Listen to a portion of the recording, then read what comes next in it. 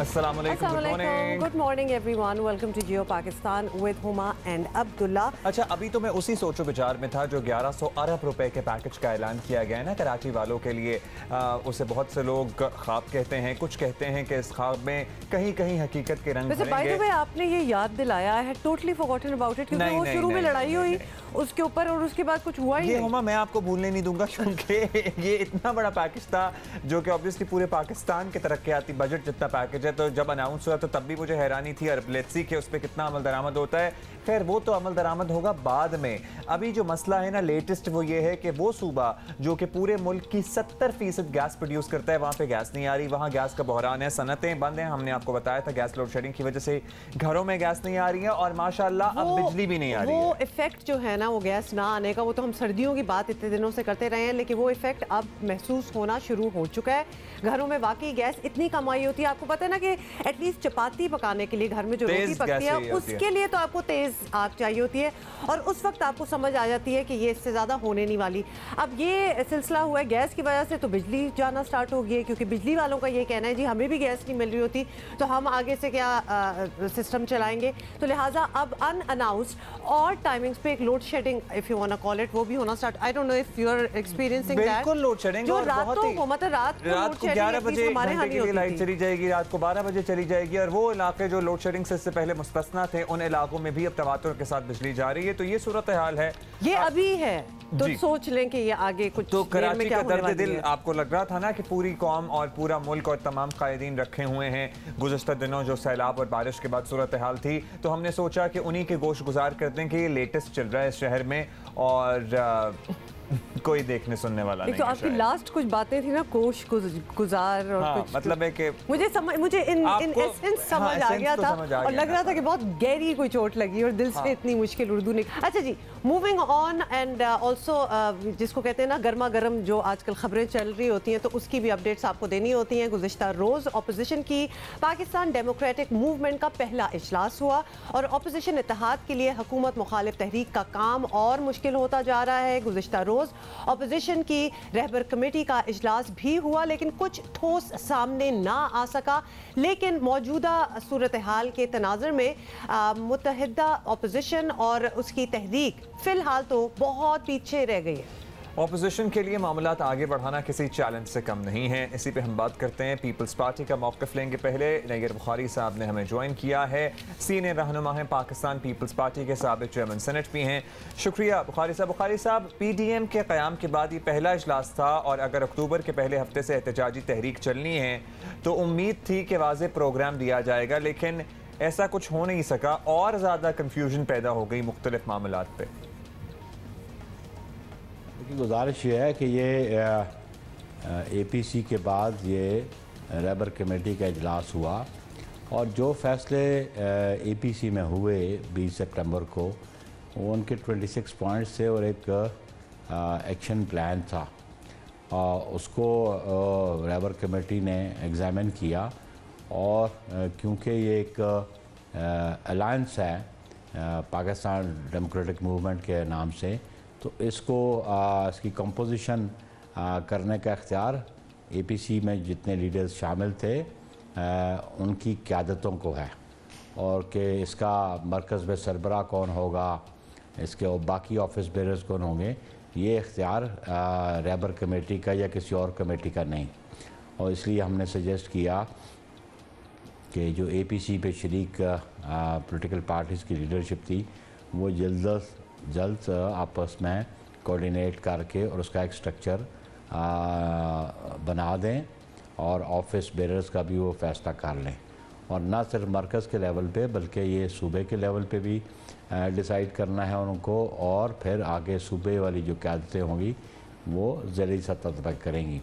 तो आपने जो फरमाया कि जी ये डिसीजन नहीं हो सका, ये तो डिसीजन उसमें एक्शन प्लान में मौजूद है कि अक्टूबर में हमारे जलसे होंगे, और नवंबर में भी, और अल्टीमेटली लॉन्ग मार्च जो है वो जनवरी 2021 में होगा। चलिए पूरे एतमाद हैं लॉन्ग मार्च के लिए। और आपने ये क्लैरिटी भी दे दी है नैयर साहब। इस पूरे माहौल में सब देख रहे हैं कि मुस्लिम लीग नून क्या करेगी, तो आपके साथ इजलास में मुस्लिम लीग नून की नुमाइंदगी तो थी, क्या उनकी तरफ से यकीन दहानी कराई गई है कि पार्टी मुकम्मल तौर पर अब भी PMD के बयानिए के साथ खड़ी है, या आपको लगता है कि मामला अब ज़रा कच्चा पक्का हो गया है? तो आपकी सेंस क्या है इस बारे में?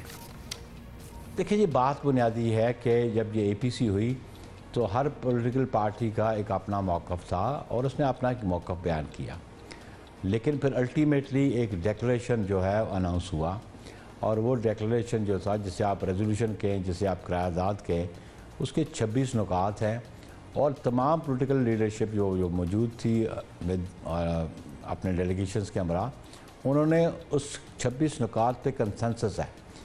तो मैं समझता हूँ कि जितनी जमातें वहाँ पे जिनका कंसेंसस हुआ और जिसको फिर लीडरशिप ने मीडिया के सामने पेश किया और पढ़ के सुनाया, तो मैं नहीं समझता कि कोई जमात जो जिसने कलेक्टिव जो डिसीजन है उससे कोई इनराफ करे। राइट, बहुत बहुत शुक्रिया हमसे बात करने का। नैयर बुखारी साहब हमसे बात कर रहे थे। We are going to take another collective decision से कोई इनराफ नहीं करेगा, ये उम्मीद है बुखारी साहब को और पीपल्स पार्टी को। होपफुली बाकी तमाम जमातें, पर्टिकुलरली मुस्लिम लीग नून, इस उम्मीद पर पूरा उतरे। इरशाद भट्टी साहब से ज़रा इंडिपेंडेंट राय लेते हैं। इंडिपेंडेंट राय जी, सीनियर तजियाकार इरशाद भट्टी साहब, सबसे पहले आपसे ये पूछेंगे कि एक तरफ ये सब कुछ है, तो दूसरी तरफ अभी हम नैयर साहब से बात कर रहे थे, आपने सुन लिया होगा, दूसरी तरफ अपोजिशन इत्तेहाद हुकूमत के खिलाफ तहरीक चलाने के लिए तैयार है। तो क्या अब अपोजिशन इत्तेहाद में वो बाहमी एतमाद की फिजा है कि एक कामयाब तहरीक चला सके, या फिर आपको लग रहा है कोई डाउट्स हैं अभी? कौमी एतमाद नहीं, कौमी एतमाद की फ़िज़ा या कौमी एतबार, या ये लफ्ज़ हमने तबाह कर दिए, इन लफ्ज़ों को भी हमने। ये सर्वाइवल है, ये आल बचाओ, माल बचाओ, खाल बचाओ ग्रुप की सर्वाइवल का मसला है। इनको पता है कि इस वक्त अगर हम इकट्ठे ना हुए तो मारे जाएंगे। जो जो कुछ कर चुके हैं उसके बाद इनका इकट्ठा होना बनता है।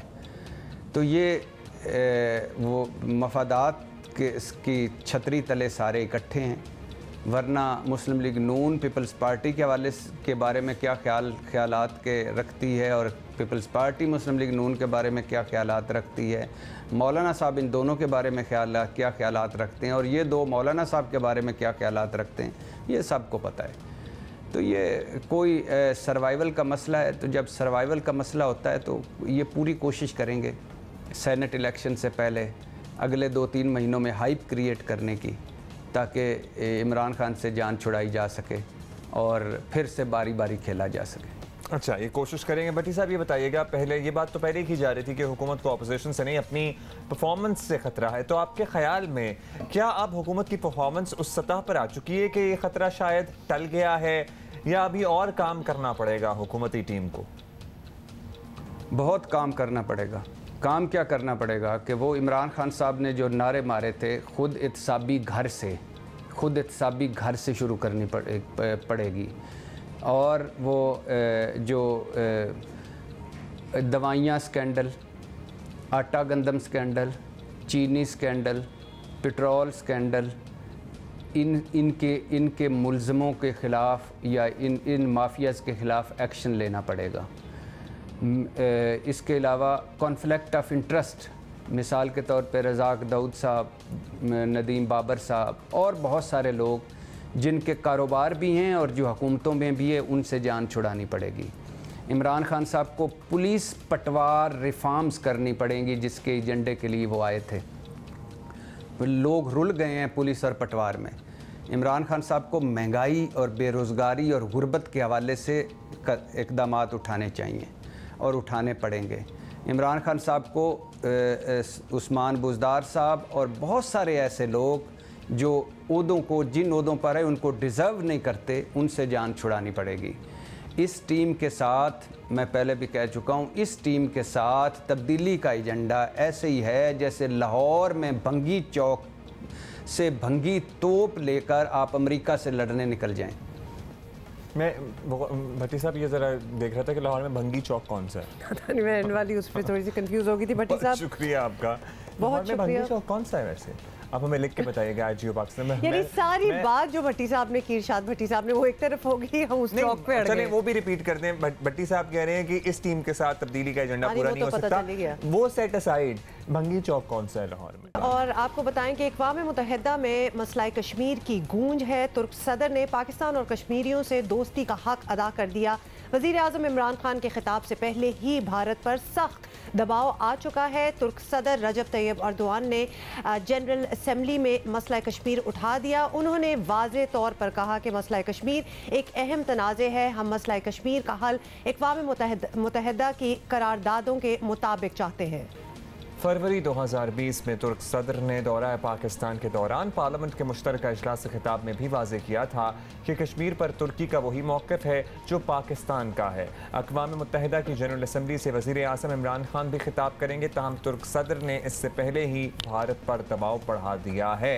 इसी पर बात करते हैं। वज़ीर ख़ारजा शाह महमूद कुरैशी साहब ने हमें ज्वाइन किया। शुक्रिया शाह साहब। शाह साहब, पाकिस्तान के लिए मसला कश्मीर जितना अहम है, अब लग रहा है कि तुर्क सदर भी इसे उतनी ही अहमियत दे रहे हैं। अक़वाम आलम को बड़ा वाज़े पैगाम दिया है तैयब अर्दवान साहब ने।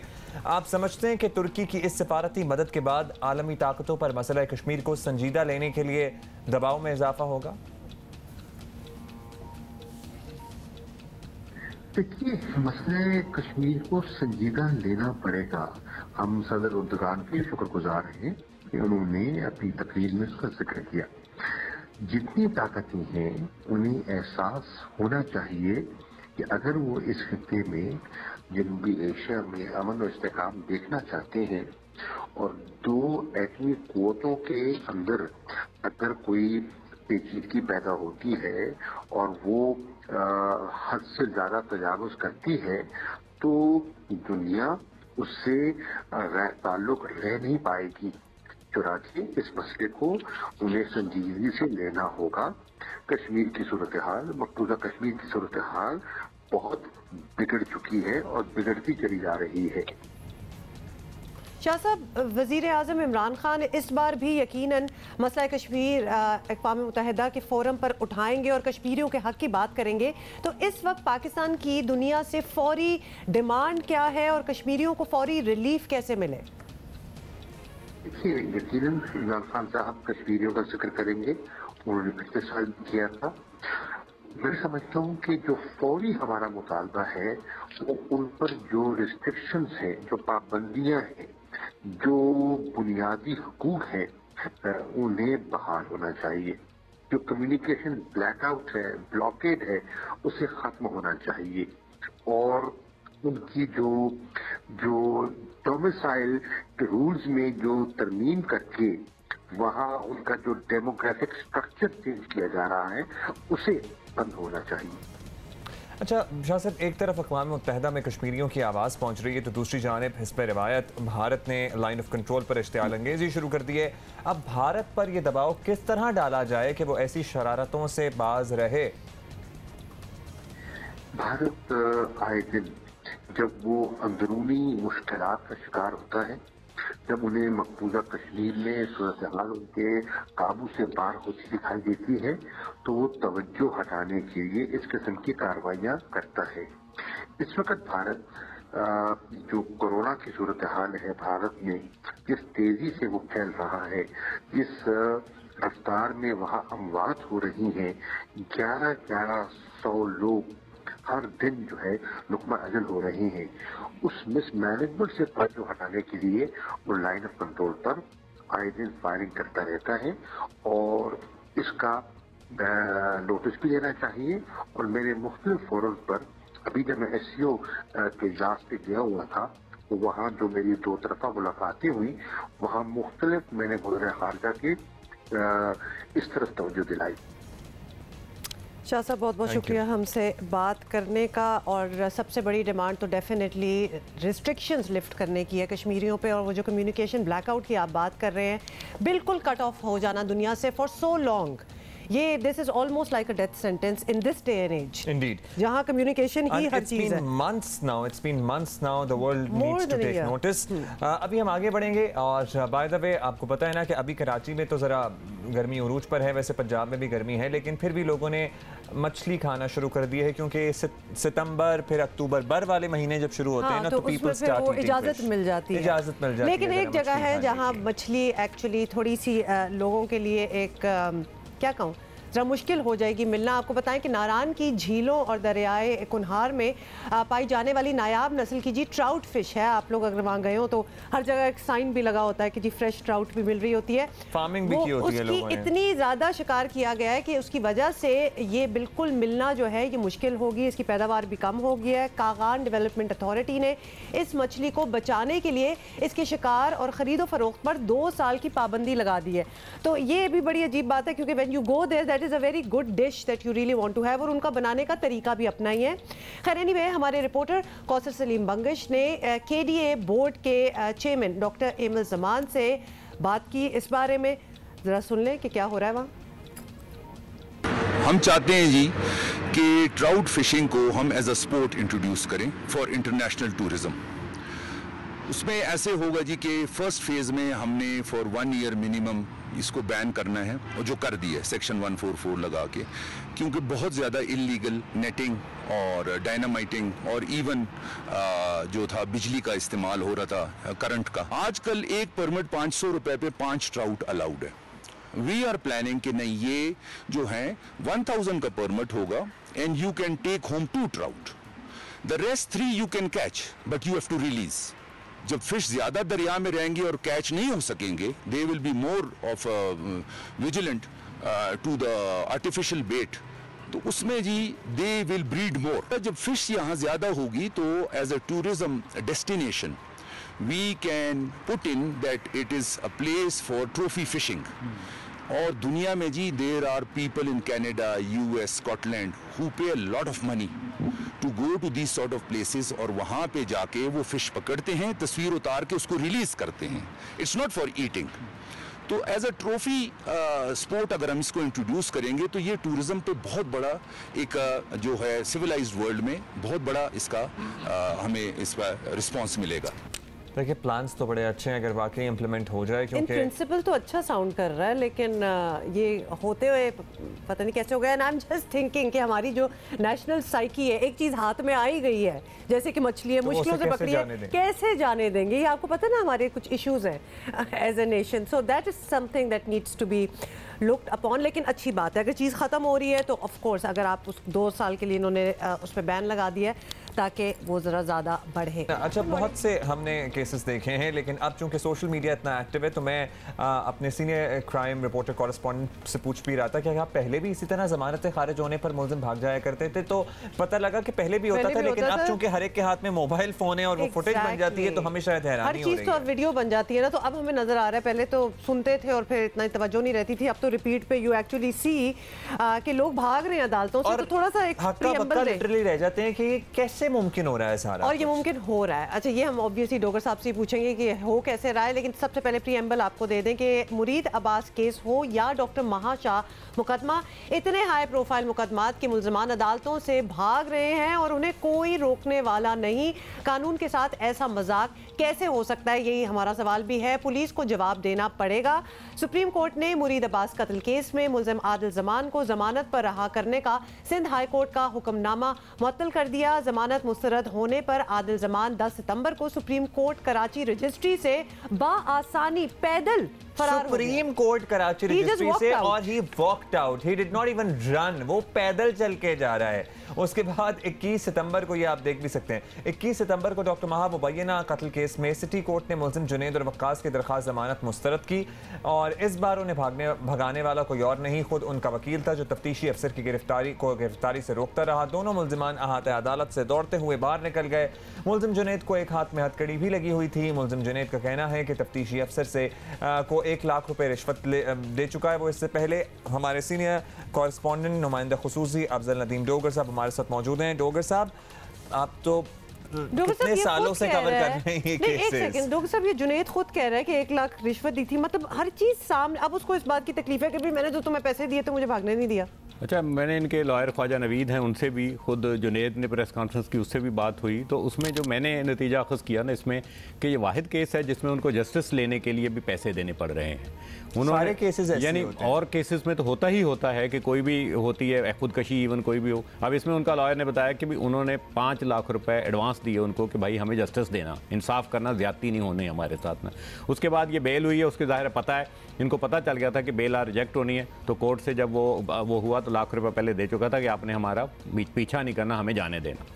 खैर, इसके बावजूद पुलिस वाले दीगर थे, उन्होंने उसको पकड़ने की कोशिश की, वो भागा। उस पर FIR भी दर्ज हो चुकी है उसके खिलाफ, पुलिस के काम में मुदाखलत और पुलिस की हिरासत से फरार होने के एक और FIR हो चुकी है। ये कहता है कि मैंने उनको पैसे दिए थे, हाँ, मुझे जाने देना। वो तो ज़ाहिर उससे सस्पेंड किया है उस पुलिस अफसर को भी जिसके ऊपर इल्ज़ाम है ये। लेकिन जो दूसरा केस हम दिखा रहे हैं, उस केस में ना तो उसके फरार होने की FIR है, ना वहाँ पुलिस उसको पकड़ने के लिए पहुंची है, हालांकि वो मर्डर है, दोहरा मर्डर है और इंतहाई संगीन दहशतगर्दी की दफात, ये सब होने के बावजूद। अच्छा, वो तो बहुत ही एक्सट्रीम मामला है। वो तो खुलेआम उसकी फुटेजेस मौजूद हैं, CCTV फुटेजेस हैं कि वो कत्ल किया जा रहा है एक जर्नलिस्ट, और उसके बाद भाग गया मुल्जिम जमानत खारिज होने पर। वो तो मैं कहता हूँ पूरी नफरी को उस पर मुअत्तल कर देना चाहिए। पुलिस की इतनी गफलत, लापरवाही, मुजरमाना के कोर्ट में नहीं है ना डोगर साहब, ये गफलत नहीं है, सारे मिली भगत है, मुबैना तौर पर पैसे खाते हैं, मुबैना तौर पर मुझे बताएं नहीं खाते पैसे। मुबैना हम इस्तिलाह का लफ्ज है, हम इस्तेमाल करते हैं, हमारे तो सामने की चीजें होती हैं, हमें एक एक चीज पता होती है किस केस में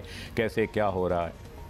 अच्छा, अब हम बात तो कर रहे हैं, भागने वाली तो बात होती रहेगी, लेकिन ये डॉक्टर महा वाले केस में अब जितना भी इसको सुनो, वॉट एवर आप बैकग्राउंड में चले जाएं, जो भी रिलेशंस हैं उन सारों को एक तरफ रख दें, है तो खुदकुशी। मतलब अगर किसी के भी हालात उसको उस मोड़ पे ले आए जहाँ इंसान कहता है भाई मैं अपनी जान ही ले लूँ, उसमें आप किस तरह किसी को पॉइंट आउट कर सकते हैं उसके जाने के बाद कि उसके घर में प्रॉब्लम्स थी, या कहीं ना कहीं तो इंसान की प्रॉब्लम होती है। तो वजह नहीं होती, घर वाले भी होते हैं, बाहर वाले भी होते हैं, दोस्त भी होते हैं, अगर कोई अफेयर हो तो वो।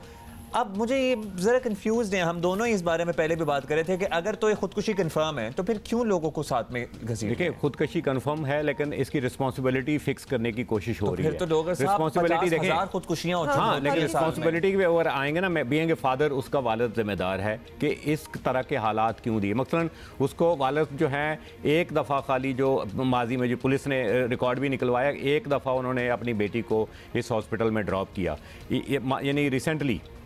उससे पहले वो गाड़ी भी अलाउ नहीं थी माहा को वहाँ हॉस्पिटल छोड़ने के लिए। वो जुनैद जो उसका, मैं पर्सनली जो मैंने उनको हालात वाक़यात देखे हैं, जो चीज़ें पिछले 4 साल से लाइक हस्बैंड वाइफ जैसी सिचुएशन, बहुत फेवर थी। यानी इवन उनकी जो कॉलेजेस की फीस थी वो पे करती थी, दुबई जा रहे हैं, यहाँ जा रहे हैं, यहाँ जा रहे हैं। तो जिम्मेदारी मकसद वालिद यूँ हुआ कि वालिद कहते हैं कि मुझे पता ही नहीं उसका जुनैद से रिलेशन था। जुनैद टॉर्चर करता था तो आपको उसी वक्त पुलिस को बताना चाहिए था, जब दांत तोड़ा 2008 में माहा का दांत टूटा या जो भी हो, कि वो लड़की ने क्या अपना मुंह मार के दांत तोड़ दिया था? एक्चुअली दो फैमिली होने की वजह से उसकी तवज्जो इधर कम थी। इस फैमिली को एक तरह से मकसद, अगर आप ये समझ सकते हैं, कोई इतना तवज्जो नहीं थी। दूसरी जो ये बताया जा रहा है इसमें तो डोगर साहब, तो फिर तो अगर आपने सारे पॉइंट आउट करने के कौन कौन मुजरिम हैं, who pushed her for suicide, तो उसमें उसका फैमिली लाइफ भी आ जाती है। लेकिन मैं समझता हूँ ये तो केस अपनी तरह जैसे भी होगा नहीं होगा, लेकिन अगर उसका पोस्टमार्टम हो जाता है और उसमें जिस तरह की सिचुएशन अब नज़र आ रही है कि गोली राइट से नहीं लेफ्ट से लगी, लेफ्ट से नहीं राइट से लगी, मैं समझता हूँ अगर पोस्टमार्टम में ये चीज़ क्लियर रहती है तो खुदकशी के बाद फिर ये कत्ल की तरफ जाएगा और उसकी रिस्पांसिबिलिटी जाहिर है फिक्स किसकी तरफ होनी है वो पता लगेगा। लेकिन नहीं तो अभी भी ये डिसाइड होना है कि खुदकुशी है कत्ल है, जाहिर है वो तो होल्ड पे चली गई ना चीज़ें। वजह कत्ल जो है, खुदकशी की वजह बनने का मुकदमा तो अपनी जगह है, लेकिन पोस्टमार्टम जो उसका हुआ था ना, तो मेडिकल जो उसका हुआ, देर रहती जाएगी चीज डेड बॉडी से। जाहिर है अगर डेड बॉडी को दोबारा निकाल के पोस्टमार्टम करना है तो वो तो आगे और मुश्किल नहीं होता। नहीं, मेडिकल बहुत आगे, साइंस बहुत आगे चली गई है। वो 10 साल बाद भी अगर हो तो ये चीज क्लियर हो जाती है कि गोली राइट से लगी या लेफ्ट से लगी। कहना है जज से ये तो और भी ज्यादा इश्यूज इससे होंगे, क्योंकि उस वक्त घर में भी तो सिर्फ बहन थी, उस लड़की की, महा की बहन थी, वालिद थे, भाई थे और उसके कुछ फ्रेंड्स थे जो उसके दोस्त। डोगर साहब, ये जो आईओ की रिश्वत का मामला है, और जाहिर है कोई अकेले आईओ तो नहीं है जिन पे इल्ज़ाम लगाए जा रहे हैं कि वो पैसे खाते हैं, अब ये रिवायत सी बन गई है। टू बी ऑनेस्ट, अब हम जब गली मोहल्लों में देखते हैं या किसी का भी छोटा सा भी मुकदमा होना तो लोग कहते हैं कि जनाब आईओ को तो पैसे खिलाने पड़ेंगे। ये कल्चर जुनेद, यहाँ हमारे पास सिफारिशें आती हैं। एक SHO शाह फैसल कॉलोनी में अगर लगा हुआ है, वो हमसे सिफारिश करवाता है एडिशनल IU को कि उसको मंगोपी लगा दिया जाए। वो कोशिश करता है कि फिरोज़ाबाद आ जाए, वो कोशिश में लगा होता है कि उसको फलां थाना मिल जाए। यानी क्यों, अगर आपने बीइंग SHO जिम्मेदारी ही निभानी है तो भाई शाह फैसल कॉलोनी में, कोरंगी में, उस इलाके में क्या वजह होती है? तुम्हें क्यों कहीं और जाने की जरूरत है? उस यानी कि उसकी जो पुलिस अफसर जिसके पास इस तरह की बात होती है वो मुस्कुराता भी है, बोला हाँ मुझे पता है ये क्यों आना चाहता है। जाहिर है पैसे के लिए, रिश्वत के लिए, इस तरह की उसके लिए। एक्चुअली अब हम और भी इस पर डिबेट कर सकते हैं, लेकिन गोल गोली बात घूमेगी। बात बॉटम लाइन ये है, वी नीड रिफॉर्म्स। पुलिस में तो ऐसे ज़बरदस्त किस्म के रिफॉर्म्स चाहिए, क्योंकि ये एक अंडरस्टूड सी बात समझना ना कि जी उसको पैसे खिला दो, ये वो, मतलब ये the first thing that comes to our minds कि अगर कहीं फंस गए तो पैसे खिला दो, और ये पता भी है कि अगला खाएगा भी और बात ठीक भी हो। अच्छा, ज्यादती भी है ना, मतलब है कि चले डॉक्टर माहा केस तो अभी डिसाइड होना है कि कत्ल या नहीं है, लेकिन वो जो कंफर्म्ड कत्ल केस है, मुरीद अब्बास कत्ल केस, उसमें शरीक मुल्जिम 2 लोग थे जो कत्ल करने में मुलव्विस थे। उसकी जमानत खारिज हुई, वो सुप्रीम कोर्ट कराची रजिस्ट्री से। कैसे? वो तो भागा भी नहीं, वो तो पैदल चल के गया है। वो तो मतलब आई एम श्योर को गाना भी सुन रहा होगा साथ। तो हम इन 2 एंटरप्राइजिंग बहनों से तो आपकी मुलाकात करवाएंगे। देखिए, मुझे एक थोड़ी सी हंसी भी आ रही थी। आपको पता है आजकल सोशल मीडिया को आप अवॉइड नहीं कर सकते, तो कुछ एक्सरसाइज टाइप वीडियोस अगर टीवी पे हो तो उस पर भी एक डिबेट चल रही है कि जी ये चलानी चाहिए नहीं चलानी चाहिए। We are talking about fitness.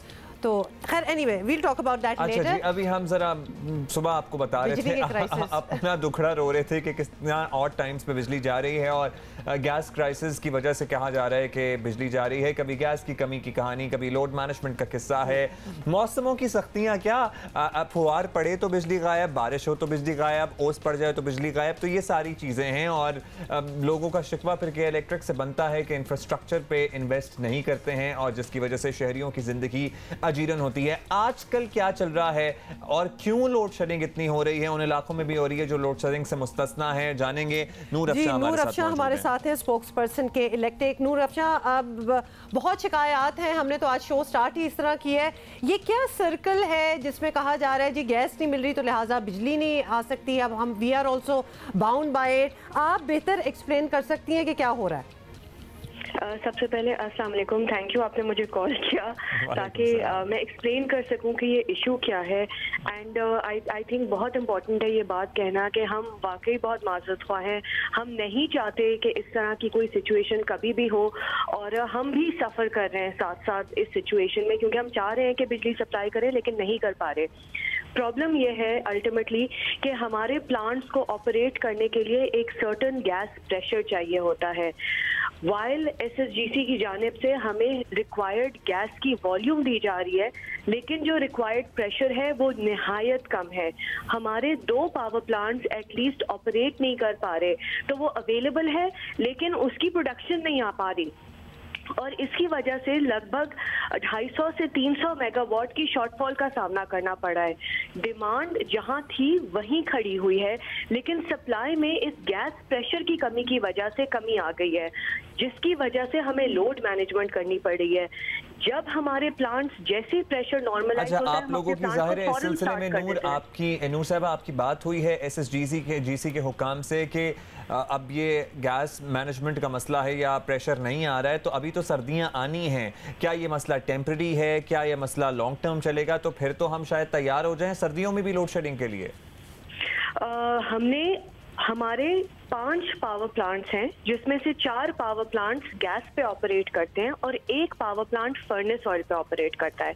जो अभी फर्नेस ऑयल पे ऑपरेट कर रहा है उस पावर प्लांट को तो हम पूरी तरह यूटिलाइज कर रहे हैं, और जो गैस बेस्ड पावर प्लांट्स हैं वहाँ हमको कुछ चैलेंजेस का सामना वाकई फेस करना पड़ रहा है। हमने SSGC से ये भी कहा है कि हमें अगर LNG सप्लाई की जा सके तो वो कर दे, ताकि एटलीस्ट हमारी सप्लाई मुताबिक। तो वो क्या कह रहे हैं आप लोगों को? और साथ साथ नूर अफशा ये भी बता दें, if correct me if I am wrong, this is not the first time कि ये हुआ है। ये गैस का ना सप्लाई होना और फिर कॉन्सिक्वेंटली बिजली का ना बनना और ना सप्लाई होना, ये पहले भी हो चुका है। तो जब पहले हुआ था तो आप लोगों ने किस तरह इसको डील किया था? इसके अंदर एक प्रोसेस होता है जहां आप अपने फ्यूल मिक्स को डाइवर्सिफाई करते हैं। तो अगर मैं के इलेक्ट्रिक के फ्यूल मिक्स को या हमारे सोर्सेज ऑफ जनरेशन की बात करूं तो हमारा एक पावर प्लांट फर्नेस ऑयल पे है, हमारे कुछ पावर प्लांट नेचुरल गैस पे ऑपरेट करते हैं, हमारा जो अपकमिंग पावर प्लांट है वो LNG पे है ताकि वो इंपोर्टेड गैस की सप्लाई सस्टेन्ड रहे। उसके साथ साथ हमने रिन्यूएबल सोर्सेज पे भी पावर जनरेशन इंश्योर की हुई है ताकि हमारे विंड और सोलर से बिजली आए, NTPC से भी सप्लाई आए। ये सारी कॉम्प्लिकेशंस और सारी डिटेल्स एक तरफ, मैंने आपसे पूछा है, हमने आपसे पूछा है कि SSGC वालों ने आपको क्या बताया कि हाँ जी परसों ठीक हो जाएगा मसला, ताकि हम सुकून से आ जाएं, आपको भी तंग ना करें कि परसों तक सब्र कर लेते हैं। देखिए, इसके ये सवाल शायद SSGC की जानिब से इसका जवाब बेहतर दिया जा सके, लेकिन हमारी तरफ से जो कोशिशें जारी हैं टू एंश्योर। नहीं नूर, आपसे सिर्फ हम ये पूछ रहे हैं कि उन्होंने आपको क्या जवाब दिया। चले हम भी सवाल कर लेंगे उनसे, आप लोगों को क्या जवाब दिया कि कब ये बहाल होगा? हमने उनसे ये कहा है कि if this gas pressure situation is ongoing तो हमें LNG की सप्लाई करवा दी जाए। अब हम इस प्रोसेस को इंश्योर करवा रहे हैं कि ये सप्लाई हमें रिसीव होना शुरू हो। अभी तक हमारे पास एक एस्टिमेटेड इसके लिए टाइमलाइन नहीं रिसीव हुई है, जैसे ही रिसीव होगी we will share it with you. अच्छा, अभी आप लोग जो इलाके मुस्तस्ना थे, एग्जाम्प्टेड थे लोड शेडिंग से, वहाँ पे भी काफ़ी बिजली जा रही है, क्या डिटेल्स हैं उसकी कि 6, 7, 8, 5 घंटे क्या चल रहा है सिलसिला? मुस्तस्ना इलाकों में सिर्फ नीड बेस्ड लोड शेडिंग की जा रही है। अगर परसों की बात की जाए तो उस वक्त तक वहाँ 2 से 3 घंटे की सिर्फ लोड शेडिंग हुई थी, उससे ज्यादा नहीं हुई थी। कल अनफॉर्चुनेटली गैस प्रेशर के इश्यूज थोड़े और सिवियर हो गए, जिसकी वजह से लोड शेडिंग में थोड़ा इजाफा हुआ। ये एक डेवलपिंग सिचुएशन है, ये बिल्कुल प्लान नहीं है। हमारी कोशिशें ये होती हैं कि पावर प्लांट को चालू रखें, अगर वो शट डाउन हो जाते हैं प्रेशर की वजह से तो ये गैप बढ़ जाता है और फिर हमें उस वक्त नीड बेस्ड लोड मैनेजमेंट करनी पड़ती है। आई एम श्योर कि आप सिस्टम पे भी काम करेंगे अपने, क्योंकि अगर आपके एक तो चलें जो बन रहा है वो LNG पे है, लेकिन अगर 5 में से 1 फर्नेस ऑयल पे है और 3 नेचुरल गैस पे हैं तो ये तो बड़ा मसला हो जाएगा आने वालों में। हमारे गैस रिसोर्सेज तो डिप्लीट होते जा रहे हैं। और ये भी बता दें नूर कि आप फर्नेस ऑयल से कितनी बिजली प्रोड्यूस कर रहे हैं? जो के इलेक्ट्रिक का अपना एक पावर प्लांट है वो लगभग 1000 मेगावाट की बिजली प्रोड्यूस करता है फर्नेस ऑयल से। इसके साथ साथ हमें थोड़ी सी और बिजली हमारे IPPs के से रिसीव होती है। अगर कराची की पूरी तलब को देखा जाए तो that is over 3200 to 3400 megawatt अभी। तो ऑब्वियसली फर्नेस ऑयल की बिजली अगर हम पूरी मैक्सिमाइज भी कर दें तो काफी नहीं है कि पूरी डिमांड को समर के दौरान मीट कर पाए। तो हमें ऑब्वियसली अपने गैस बेस्ड पावर प्लांट्स का भी सपोर्ट चाहिए होता है और चैलेंज वहां आ रहा है हमें अभी।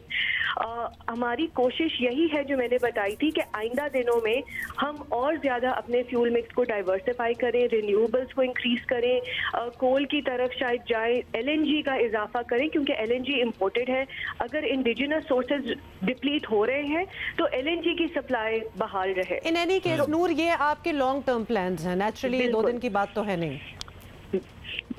तो इसमें से कुछ हमारे power plants already in process हैं। जो LNG का पावर प्लांट है वो इंशाल्लाह अगले साल तक आ जाएगा तो पावर सप्लाई की सिचुएशन में बहुत बेहतरी आएगी क्योंकि एक 900 मेगावाट का पावर प्लांट इन प्लेस होगा डिमांड को मीट करने के लिए। इसके साथ साथ हमारे जो solar based, wind based power plants हैं वो भी साथ साथ ऑपरेट कर रहे हैं। तो इंशाल्लाह अगले साल हम ये देख रहे हैं कि बहुत बेहतरी आएगी। प्लस हम NTDC से 1400 मेगावाट भी इजाफी बिजली लेंगे।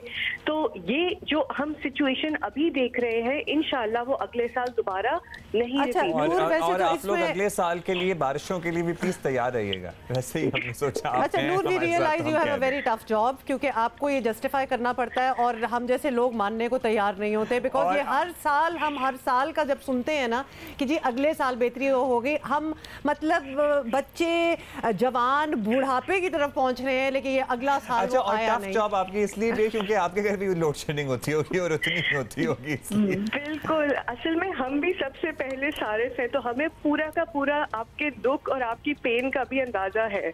We completely understand. और हम वाकई, मैं एक चीज समझाना चाहती हूँ, देखिए हम बिजली बेचने के बिजनेस में, हम तो चाहेंगे कि आपको बिजली दे। अच्छा नूर, तो फिर मैं साथ साथ ये जरूर पॉइंट आउट कर दूं कि तकलीफ बहुत ज्यादा तब होती है जब महीने के एंड में जब बिल आता है और आपको पता होता है कि आपके साथ क्या अजियत में महीना गुजरा है। 2 घंटे का सोना ऐसे भी निकल जाना है। वो बिल इतना ज्यादा होता है एज इफ एक्स्ट्रा बिजली घर फेंकी जा रही थी कि हम थोड़ी सी फ्रिज में भी रख लें। मतलब कि जो जब बिजली आ रही होती है तो उसका टैरिफ इज सो हाई कि वो एग्जैक्टली तो फिर आपको बड़ी तकलीफ होती है कि जी आधा महीना तो बिजली नहीं आई थी और जितना आधा महीना आई थी उसमें इतने पैसे इन्होंने हमसे ले लिए एज इफ 2 महीने के ले लिए हैं। एनीवे, ये वैसे ही हमारी फीलिंग थी जो आपसे शेयर करना चाहते थे। नूर अफशा, बहुत बहुत शुक्रिया हमें ज्वाइन करने का। वैसे एक बार दिल हल्का सा हो गया। हम पाकिस्तानी जो है ना, हम लिटरली एक दूसरे से ना सहेली बातें करके कि दिल हल्का ही कर सकते हैं और होना क्या है। वैसे मेरा तो ख्याल है जब मसले हल होने की उम्मीद ना हो तो सिर्फ ये रो धो के ऐसे दिल हल्का किया जा सकता है। देखिए पाकिस्तानी, इसीलिए वो वर्ड आ जाता है रिजिलियंट, जिससे मुझे नफरत हो चुकी है, अब चिढ़ हो चुकी है। मुझे नहीं होना चाहिए इतना resilient. We should not take it sitting down के बीच नहीं है बिजली तो आओ बैठ जाए, क्यों बैठे, एहतजाज करना चाहिए। अच्छा जी, अभी आगे बढ़ेंगे और पाकिस्तानी खवातीन के फिटनेस सेंटर एम फिट ने बड़ा कारनामा अंजाम दिया है और नूर ने हमें ज्वाइन कर लिया है। Thank you so much girls, जबरदस्त आइडिया, बहुत बहुत मुबारक हो। और इतना सीड मनी कलेक्ट करना और लोगों को या किसी ऑर्गेनाइजेशन को रागिब करना कि इस चीज़ में इन्वेस्ट किया जाए, बहुत ज़बरदस्त बात है। But how were you so confident कि fitness in Pakistan would be so big that somebody would want to invest in it? अस्सलाम वालेकुम Humayun Abdullah, thank you so much for having us. असल में पता है थोड़ा सा जो है ये अब सबको ऑब्वियस होता जा रहा है कि फिटनेस हेल्थ एक काफ़ी बड़ा मसला है। दुनिया में किसी भी मुल्क को आप देखेंगे सब लोग इस सेक्टर में बहुत काम करें। एक रीसेंट स्टडी की गई थी 150 मुल्कों की, जिसमें उन्होंने देखा था कि कितनी पॉपुलेशन कोई फिजिकल एक्टिविटी करती है, कोई स्पोर्ट्स करती है। और आप यकीन करें पाकिस्तान का नंबर इस स्टडी में 149 पे था आउट ऑफ 150।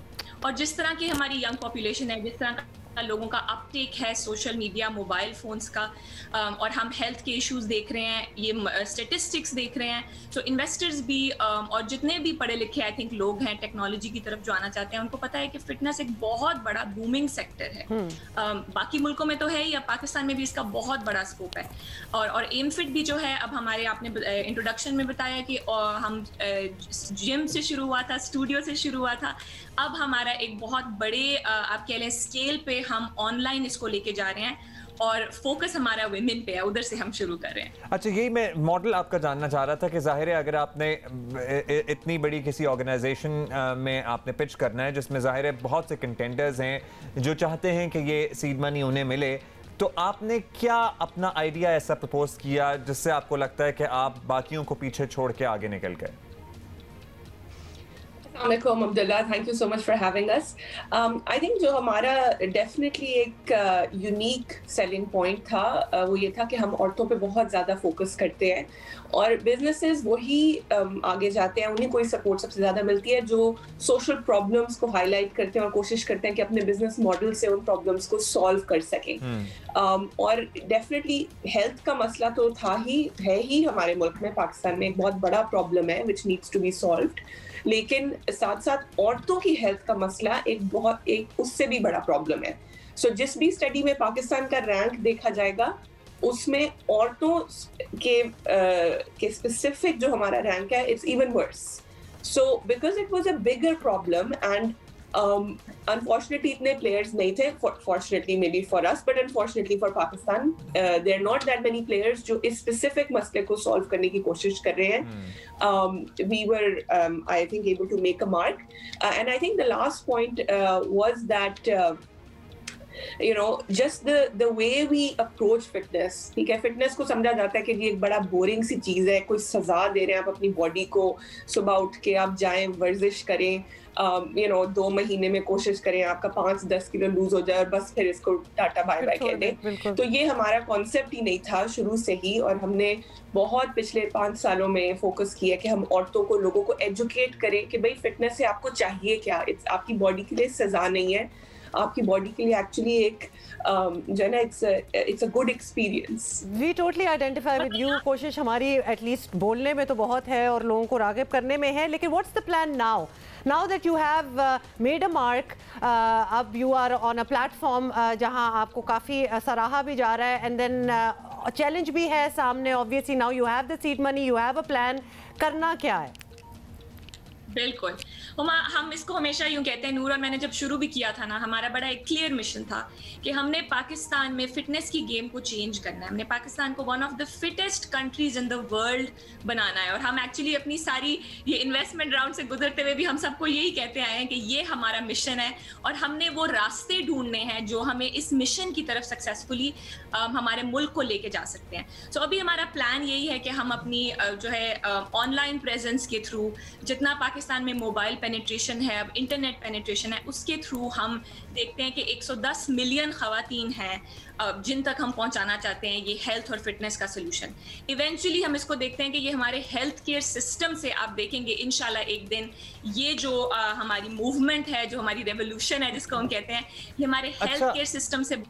अब मैं आपसे ये भी जानना चाहता हूँ, सॉरी कता कलामी की माजरत, उस माशरे में जहाँ शायद ये भी डिसाइड करना हो कि हमने, अगर एक औरत का बच्चा पैदा हो रहा है कि उसको अस्पताल लेके जाना है क्योंकि वहाँ खर्चा ज़्यादा होगा या नहीं लेके जाना है, वहाँ पे फिटनेस पे लोगों की तरफ से पैसे इन्वेस्ट करना अभी भी सबसे आखिर में आता है। मतलब है कि क्योंकि गुर्बत इतनी ज़्यादा है, ज़रूरियात ज़िंदगी इतनी ज़्यादा है, प्रायोरिटी भी नहीं है, अगर चाहते भी हैं तो पैसे नहीं लगा पाते क्योंकि जेब इजाज़त ही नहीं देती है। उसमें आप लोग कैसे ये मैनेज करेंगे सारा कुछ के अफोर्डेबल भी रहे और ये आप पूरे पाकिस्तान को फिट भी बना सकें, कंसिडरिंग द इकोनॉमिक कंडीशंस? इसमें अब्दुल्ला 2 चीजें हैं यहाँ पे। एक तो हम इसको बहुत ही, जो इसकी प्राइसिंग आप देखेंगे कि हम इसको अफोर्डेबल लेवल पर लेकर आना चाहते हैं अपनी तरफ से। दूसरा मैं यहाँ पे एक बात करूंगी, हम बहुत काम करें लोगों की परसेप्शन को चेंज करने में। फिटनेस हमारे लिए 1-2 पाउंड या 1-2 किलो वजन लूज करना नहीं है। फिटनेस एक जिंदगी का तरीका है, जो मैं आपको बता रही हूँ कि जहाँ पे आपने पैसे जो है वो डॉक्टरों पे और दवाइयों पे इवेंचुअली खर्च करने हैं, जो एम फिट जिस माइंडसेट से आता है वो ये कहता है कि जी आप प्रिवेंटेटिव मेजर्स की तरफ जाएं। ये चीज़ आपकी जिंदगी की क्वालिटी को बेहतर बनाएगी, आपकी जिंदगी को ओवरऑल लंबा बनाएगी। जो आप वेट लॉस होगा, जो पाउंड्स लूज होंगे, वो तो एक डेफिनेटली एक एडिशन है ऑन टॉप ऑफ दैट। अच्छा, फाइनली बस ये भी बात बता दें, अभी बिल्कुल रिसेंटली ये बात आपको पता है कि फिटनेस में थोड़ी सी बात करो और गलती से मेन स्ट्रीम मीडिया पे अगर थोड़ा सा दिखा दो तो उसमें भी थोड़ा सा बैकलैश आता है। And as you ladies will agree with me, ख़वातीन की सेहत, ख़वातीन के हकूक़, ख़वातीन के हवाले से कोई भी बात की जाए तो उस पर थोड़ा सा एक रिएक्शन, ये सवाल आखिर के लिए ऑडियंस के लिए छोड़ा हुआ था, पर्टिकुलरली लड़कों के लिए, कि अगर ख़वातीन कहीं एक्सरसाइज करते हुए नजर आ रही हैं तो इसमें क्या आपको कुछ क्या हो रहा है, क्या महसूस हो रहा है? अच्छा, मुझे आई वंडर कि क्या हो रहा होता है। जी नूर, आप बता दें, मतलब आप ही से पूछ रहे हैं कि do you get any negativity as well, because I don't know why but we do see, हालांकि सेहत की जहाँ बात हो रही होती है वहाँ किसी को क्या लेना देना कि आप क्या लग रहे हैं या क्या कर रहे हैं, अच्छी चीज़ सोचनी चाहिए। तो उस किस्म की कोई बैकलैश या कोई नेगेटिविटी से आपको लड़ना पड़ता है या नहीं? हमने जब शुरू किया था तो हमें सोशल मीडिया पे, आपको पता ही है, आपको हर तरह के कमेंट्स आते हैं, और हमारा, क्योंकि हम मार्केट करते थे, हम बात करते थे कि हमारे स्टूडियो में ये हो रहा है, औरतों के लिए हम ये कर रहे हैं, और अभी भी हमें फेस करना पड़ता है। लेकिन हम जो है, हम एक खला में ऑपरेट नहीं करें। हमें समझ आती है कि we belong to a conservative society, लोगों का एक सर्टेन माइंडसेट है और हमने उस माइंडसेट के अंदर ऑपरेट करना है। हम सिर्फ एक 1% या 2% की बात नहीं कर रहे जो एलीट लाहौर, कराची, इस्लामाबाद में बैठे हुए हैं। तो उसकी वजह से हमने अपने स्टूडियोज को एक्चुअली एक सेफ स्पेस फॉर विमेन बनाया। हमने औरतों की क्लासेस को स्ट्रिक्टली फीमेल ओनली किया। वहाँ पे एक पर्दा ऑब्जर्व होता है, औरतें बाहर से अगर बुर्का या चादर पहन के आती है तो वो अंदर आके उतारती है, कंफर्टेबली अपने एक्सरसाइज के कपड़ों में स्टूडियो में एक्सरसाइज कर सकती है, कोई मर्द अंदर अलाउड नहीं है। हमारा सोशल मीडिया का कवरेज बहुत सिलेक्टेड होता है, सिर्फ उन औरतों का या लड़कियों का जो they agree to that coverage. And of course I think हमारी सोसाइटी में ये सेफ स्पेसेस आएंगी तो फिर एक एक्सेप्टेबिलिटी आएगी इन वर्कआउट्स की। तो अब बहुत सी औरतों को एक्चुअली उनके घर के मर्द, उनके हस्बैंड्स उनको इनकरेज करते हैं कि हाँ नहीं एम फिट जाओ, मैंने देखा था इसका प्रोमो ऑनलाइन देखा था, क्योंकि उनको ये शायद इस चीज का एक कंफर्ट लेवल उनको फील होता है कि अच्छा ये औरतों के लिए सेफ है। अच्छा, और फिर इससे बेहतर क्या हो सकता है कि उनकी जो अहलियां हैं वो जरा फिट हों। भाई क्यों एग्जैक्टली, ये तो हर किसी के फेवर में होना चाहिए। वुडंट यू वांट कि आपके घर की खवातीन, आपकी अम्मी फिट हों? फॉरगेट अहलियां, बीमारियां कम होंगी, गर्लफ्रेंड्स, फॉरगेट इट। अम्मी का फिट होना भी बहुत जरूरी है। वैसे तो ये भी एक बहुत बड़ी बात है, सब मर चाहते हैं कि उनकी बीवियां फिट हों। बिल्कुल, thank you for talking to us and best of luck. We are rooting for you और हम जरूर विल बी लुकिंग आउट कि इंशाल्लाह आप लोग क्या क्या आगे करते हैं। सबसे अच्छी बात एम फिट की ये भी है कि अ lot of it is online, तो वो सारी चीज़ें वो बिल्कुल काट ही दें आप साइड से कि कौन लेके जाएगा, कौन जिम जाए, ये सब कुछ निकाल दें। In the privacy of your own home भी आप पूरे ये जो चैलेंजेस हैं इनको पार कर सकते हैं और अपनी सेहत पे आप तवज्जो दे सकते हैं, बिकॉज इसका बॉटम लाइन पैग यही है कि प्लीज अपनी सेहत पे तवज्जो दें। लाइफस्टाइल, या वजन इसलिए नहीं कम कर रहे हैं कि आप पतले होंगे, दुबले होंगे तो आप अच्छे रहेंगे, आप वजन इसलिए कम करेंगे क्योंकि आपको कम बीमारियां लगेंगी। इतने सालों में आज तक हमारे पास जो डॉक्टर आया है वो हर root cause of any illness is your lack of fitness. बड़ा हुआ वजन। स्टोरीज, हुकूमत ने जिनसी जराइम में मुलव्वस अफराद को सख्त तरीन सजाएं देने के लिए अमली कोशिशें शुरू कर दी हैं। हुकूमत ने इब्तदाई कानूनी मुसव्वदा तैयार कर लिया है जिसे मंगल को काबीना इजलास में पेश कर दिया जाएगा। अच्छा जी, मुसव्वदे को anti rape investigation and prosecution act 2020 का नाम दिया गया है, जिसमें इज्तिमाई ज़्यादती साबित होने पर सजाए मौत तजवीज़ की गई है और इसी तरह ऐसे लोगों के लिए भी सजाएं मौत तजवीज़ की गई है जो रेप करके कत्ल का इरादा करते हैं। आपको बताएं कि मुसव्वदे में मुल्ज़िमान के लिए सरेआम फांसी की तजवीज़ शामिल नहीं, हालांकि वज़ीर आज़म इमरान खान इसके हामी हैं। अच्छा जी, कानूनी मुसव्वदा पेश कर दिया गया है। इस मुसव्वदे में कहा गया है कि ऐसे मुजरिमों को कीमियाई अमल के जरिए नामर्द किया जाएगा। बिल्कुल, जो कि माजी में भी ऐसे घिनौने जराइम में मुलव्वस रहे हों। ज़्यादती की कोशिश में मुलव्वस अफराद के लिए 7 से 14 साल कैद की सज़ा तजवीज़ की गई है। ऐसे जिनसी जराइम की नाकाबिले ज़मानत, नाकाबिले मुसालहत और काबिले दस्त अंदाजी पुलिस करार देने की तजवीज़ भी दी गई है। इसी पे हम बात करेंगे। इनफैक्ट वी हैव 2 गेस्ट, लेकिन पहले हम बात करते हैं मुशीर दाखिला और एहतसाब शहजाद अकबर साहब हमारे साथ हैं। शहजाद अकबर साहब, जिनसी मुजरिमों को सख्त सज़ाएं दिलवाने के लिए हुकूमत कानून साजी की तरफ जा रही है, तो इस वक्त भी इन मुजरिमों के लिए फांसी की सज़ा कानून में मौजूद है, फिर भी सज़ाएं मज़ीद सख्त क्यों होनी चाहिए? ये बेहतर ना हो कि इम्प्लीमेंटेशन ज़रा ज़्यादा थॉरोली होना स्टार्ट हो जाए? जी थैंक यू। सबसे पहली चीज़ ये है कि ये जो कानून साजी नहीं की जा रही है, जो सजेशन है, वो उसका मकसद सिर्फ सज़ाएं को इन्हांस करना नहीं है, बल्कि इन्वेस्टिगेशन और प्रोसिक्यूशन के प्रोसेस को बेहतर बनाना, फ़हाल बनाना और मुस्तैद बनाना है। क्योंकि हमारी जो इसकी एक छोटी सी एग्जांपल है, रेप के केसेस में जब विक्टिम को क्रॉस एग्जामिन किया जाता है या उसने अदालत में अपनी गवाही देनी होती है, वो एक बड़ा तकलीफ देह अमल होता है जिससे विक्टिम को गुजरना पड़ता है। तो हमारी सजेशन ये है कि हम इसको वीडियो लिंक के ऊपर ले जाएं, जहाँ पे जो विक्टिम है उसकी शिनाख्त को भी ज़ाहिर ना किया जाए, और इसके साथ साथ जो भी रेप विक्टिम हो, और उसमें हमने ये जेंडर स्पेसिफिक नहीं किया। रेप का विक्टिम एक बच्चा भी हो सकता है, मर्द भी हो सकता है, औरत भी हो सकती है और ट्रांसजेंडर भी हो सकता है। लेकिन इस किस्म के जितने केसेस हों, उसकी विक्टिम की आइडेंटिटी को प्रोटेक्ट किया जाए, उसका नाम पब्लिश करने से या इवन कोर्ट की प्रोसीडिंग्स के दौरान उसको वहाँ पेश करने से, और वहाँ पे वीडियो लिंक टेक्नोलॉजी का इस्तेमाल किया जाए उसकी गवाही कराने के लिए। इसके साथ साथ जेंडर सेंसिटाइजेशन की बड़ी ज़रूरत है कि जो इन्वेस्टिगेशन का प्रोसेस है, उसकी सजेशंस हैं कि इन्वेस्टिगेशन के प्रोसेस के अंदर जो लोग इन्वॉल्व हैं, पुलिस से लेके प्रोसिक्यूटर्स और फिर जजेस तक, सबकी जेंडर सेंसिटिव ट्रेनिंग की ज़रूरत है। जो हम सजेस्ट ये कर रहे हैं कि national commission for status of women, जो एक कॉन्स्टिट्यूशनल इदारा है, वो इसकी निगरानी करे, इसके लिए गाइडलाइंस दे। इसके साथ साथ जो सज़ाएं हैं उसमें भी सख्ती जो है मज़ीद सजेस्ट की गई है, क्योंकि जो आपको अगर इस चीज़ को मुआशरे में रोकना है तो एक डिटरेंस सज़ा की, ना सिर्फ वो सज़ा कानून में मौजूद हो बट एक्चुअली मिल सके, तो इसके लिए ये कानून साजी एक जगह की जा रही है। अच्छा शहजाद साहब, वज़ीर आज़म ने इस ख्वाहिश का इजहार किया था कि वो जिनसी मुजरिमों को सरेआम फांसी देने के हक़ में है, लेकिन इब्तदाई कानूनी मुसव्वदे में ये बात नहीं है, तो इसकी कोई तफसील है आपके पास? देखिए, जहाँ तक सरेआम फांसी देने का ताल्लुक है, ये एक इसके ऊपर पार्लियामान के अंदर एक करारदाद भी मुतफ़िका अक्रॉस बेंचेस आ चुकी है और नेशनल असम्बली के अगले सेशन के अंदर इस पे एक गुफ्तगू भी मुतवक्के है।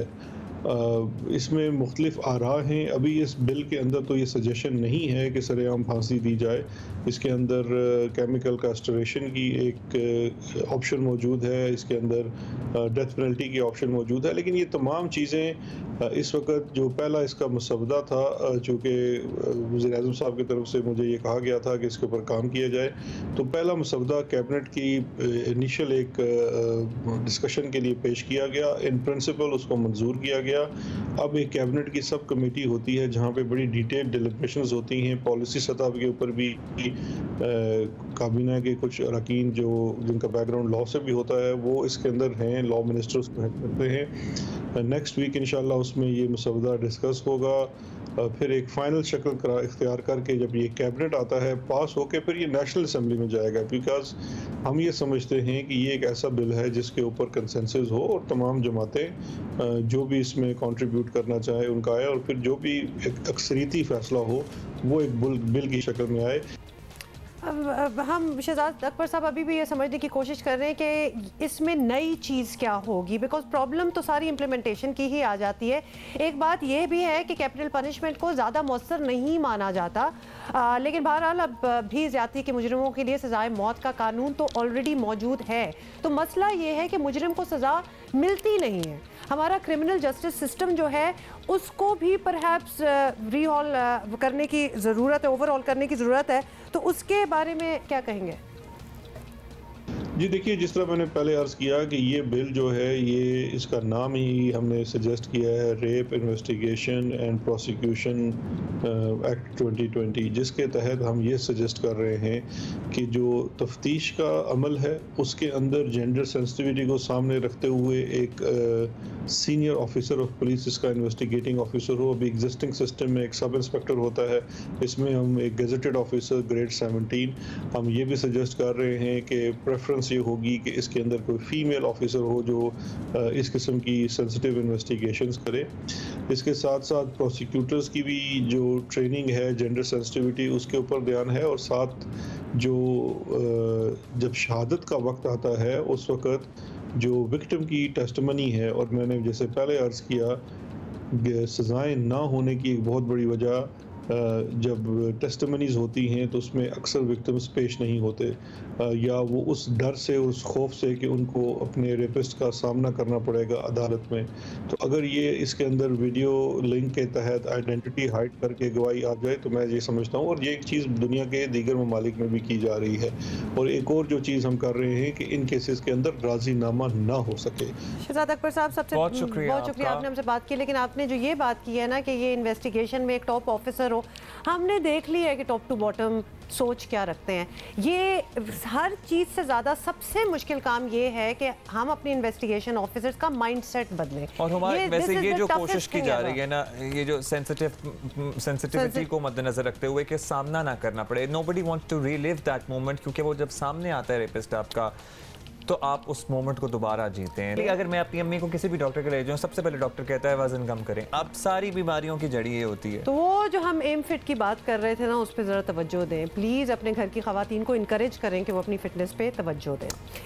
और अपना ख्याल रखें। कोरोना वायरस के बड़े ज़्यादा केसेस सामने आए हैं। कल ऑलमोस्ट मोर देन 700। मास्क पहने, एहतियात करें। We are going to see you tomorrow. See you, have a great